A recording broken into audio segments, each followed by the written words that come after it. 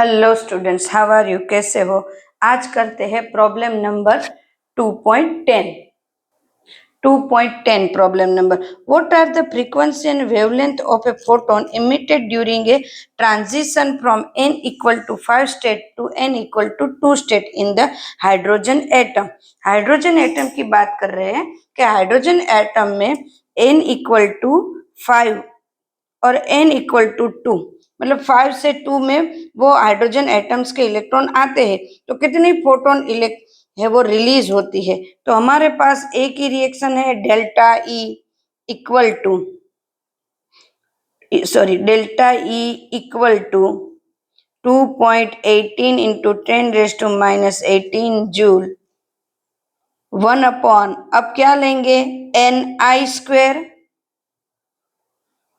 Minus 1 upon N F square. अब देखो N आई क्या है, एन आई 5, क्योंकि 5 से एन एफ 2 में फाइनल है 2 और इनिशियल है 5। I means initial, F means final, बराबर। तो विजिबल रेंज हमारी कौन सी होगी, तो के बाल मेरे सीरीज होगी, बराबर है ना स्टूडेंट्स। तो यहाँ पे इसकी कैलकुलेशन करते हैं, 2.18 मल्टीप्लाई 1 10⁻18 माइनस 18 की जगह, हाँ 18 joule 1 upon 5 square minus 1 upon 2 square. Students यहाँ एलसीएम लेंगे,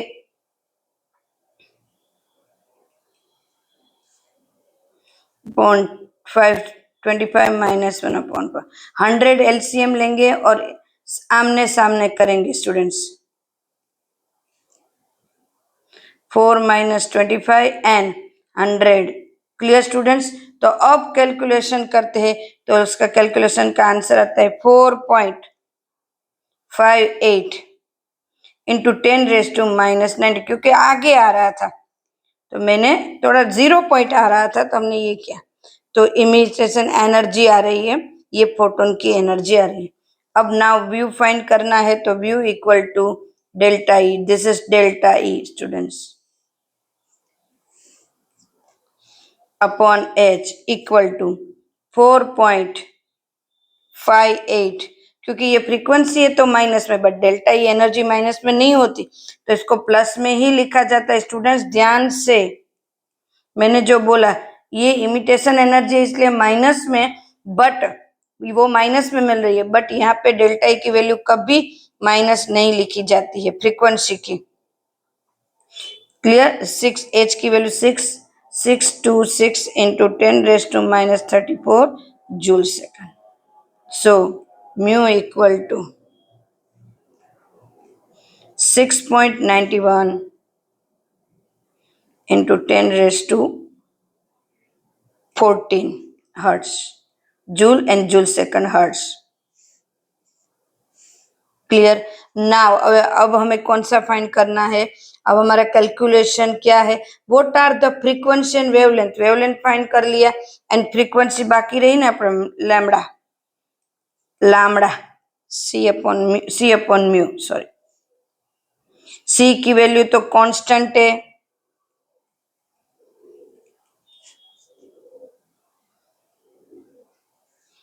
(10⁻14 hertz. So lambda equal to 434 nanometre मिल गया स्टूडेंट्स। कितना आया, 434 nanometre. Clear. Now next question 2.11।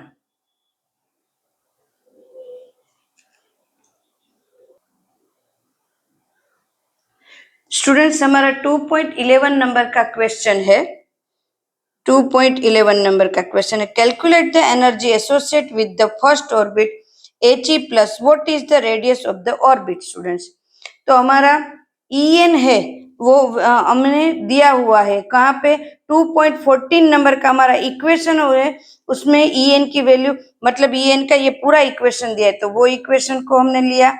Helium का n इक्वल टू 1 होगा और z इक्वल टू 2 होगा। सो E1 मतलब n इक्वल टू 1 है तो यहाँ पे 1, 2.18 इंटू 10⁻18 जूल, 2 स्क्वायर, यहाँ पे 2.14 नंबर का ये क्वेश्चन है, 1 स्क्वायर। सो इवन हमारा आ रहा है -8.72 into 10⁻18 joule. Rn equal to 52.9 upon Z R square PM। ये हमारे पास ये 2.15 नंबर का क्वेश्चन है, 0.0529 nanometre upon Z N square. Rn equal to हमें कैलकुलेशन के बाद ये मिला है। नाउ नेक्स्ट क्वेश्चन की ओर जाते हैं स्टूडेंट्स। हमारा नेक्स्ट क्वेश्चन है 2.12। What will be the wavelength of the ball of mass, जिसका मास है 2.12, जिसका मास है 0.1 kilogram, moving of the velocity of 10 metre पर सेकंड, वो मूविंग से कर रहा है। ओके, बहुत इजी है। तो उसका क्या चाहिए हमें, वेवलेंथ चाहिए। Oh wavelength equal to h upon mv। So h की वैल्यू तो मेरे पास है 626 into 10⁻24 joule second, but m की वैल्यू मास कितना दिया है 0.1 kg मल्टीप्लाई 10 मीटर पर सेकंड से जा रहा है। सो इतना इजी। फ्रीक्वेंसी तो मांगी है 6 पॉइंट, आंसर करो स्टूडेंट, 6.626 इंटू 10⁻34 मीटर ये है। और J इक्वल टू क्या होगा, kilogram meter square second inverse J की वैल्यू। बहुत इजी क्वेश्चन था स्टूडेंट्स, बहुत इजी। चलो नेक्स्ट क्वेश्चन की ओर चलते हैं। 2.13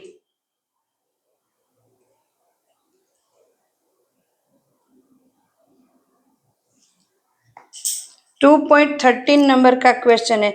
the mass of an electron is 9.1 into 10⁻31 kilogram.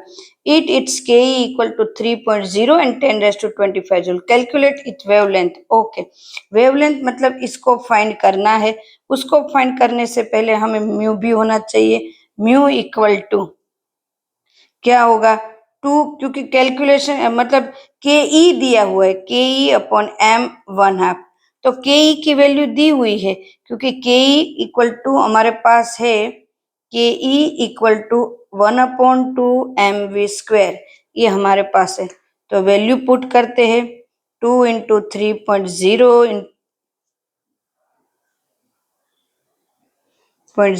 Into 10⁻25 minus kilogram m square second minus upon 9.1 into 10⁻31 kilogram 1/2। So 812 metre second inverse. So lambda equal to mu मिल गया हमें calculation के बाद, h upon mv equal to 6.626 into 10⁻34 joule second, ये हमारे पास है ही। 9.1 into 10⁻31 ये हमें जो मिला,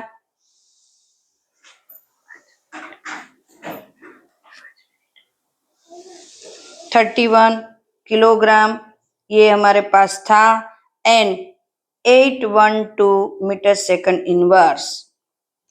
क्लियर? तो हमारा क्या हुआ 8967 into 10⁻10 metre equal to 896.7 nanometre lambda equal to मिल गया स्टूडेंट्स।